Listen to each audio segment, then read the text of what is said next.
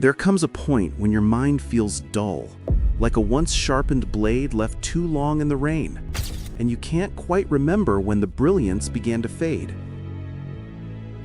You used to see patterns in everything, in people, in silence, in chaos. But now, it feels like the world has blurred your edges. This fog you live in isn't weakness, it's adaptation. Carl Jung believed that the gifted are not born wounded, but are shaped into disconnection by the very systems that praise their light.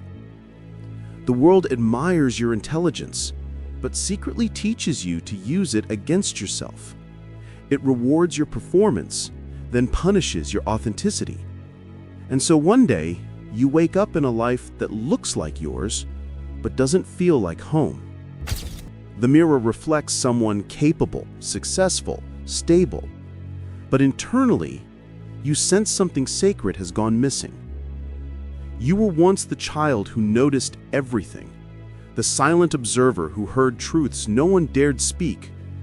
You read the emotional weather in a room like other children read storybooks. Every smile, every sigh, every quiet tension became data your young mind processed instinctively. But brilliance in a child often becomes burden.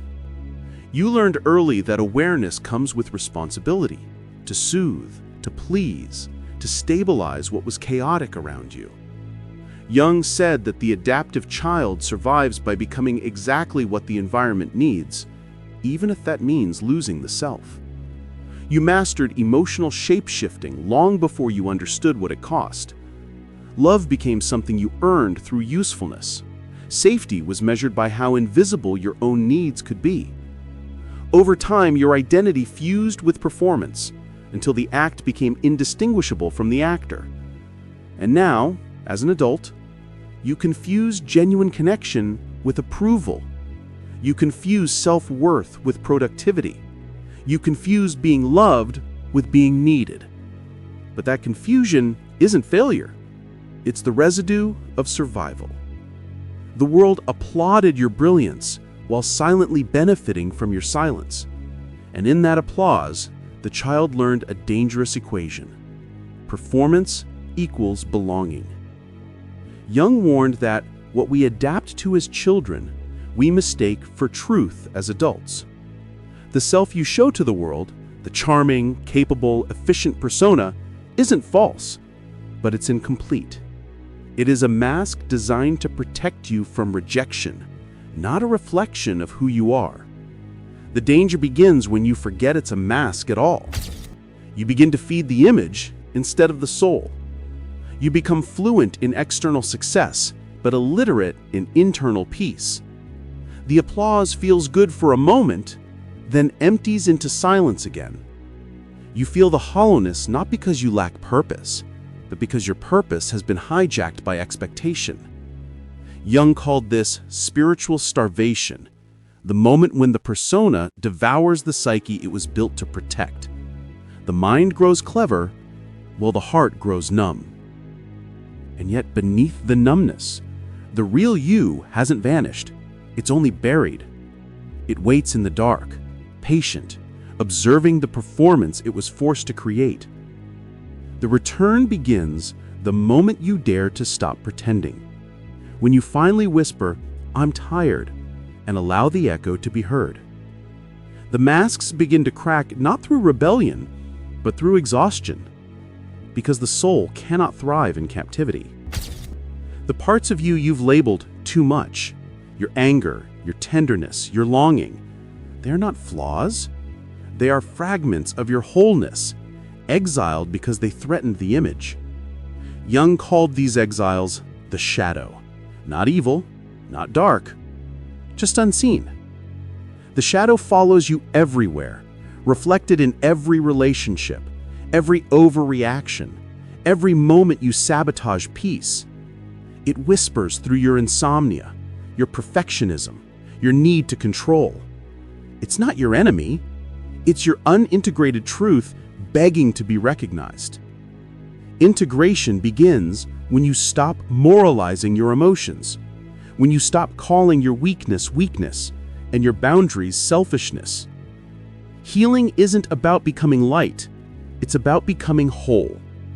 Wholeness means facing the versions of yourself you left behind. The angry one, the lonely one, the unchosen one. And that confrontation feels like death because it threatens every identity that once kept you safe.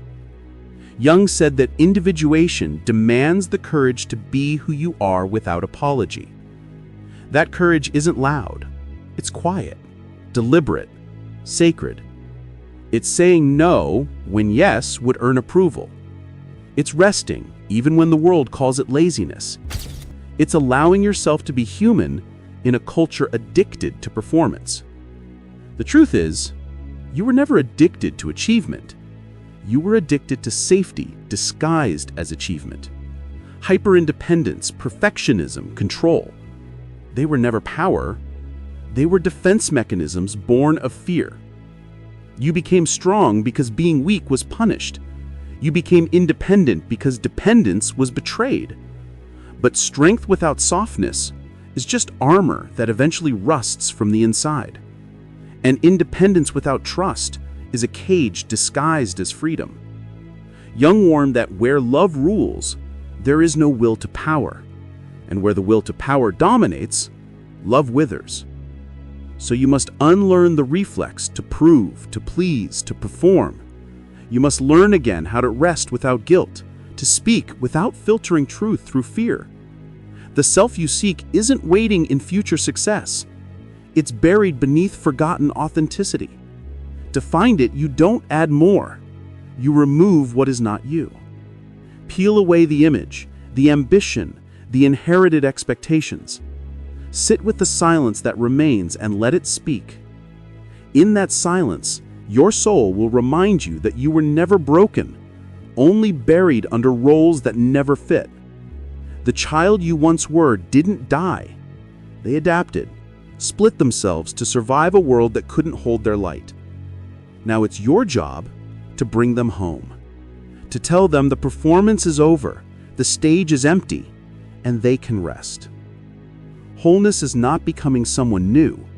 It's remembering who you were before the world told you to hide. And that remembering changes everything. Because once you know what you were made of before fear rewrote you, you can't return to pretending. People may leave. Old roles may crumble. The life built on performance may tremble. But what remains is real. You'll begin to speak slower, move deeper, love quieter. You'll feel peace that no validation can give or take away. That peace isn't perfection, it's presence. You'll stop asking, what did they think of me? And start asking, what does my soul need to feel true? That question will reorder your entire existence. You will lose your false power, but gain your real strength, the kind that doesn't need to be seen to be sovereign. And in that quiet sovereignty, you'll realize you were never meant to be impressive. You were meant to be whole. And if you found even a glimmer of yourself here, let that be your reminder to keep returning. And subscribe to your brother.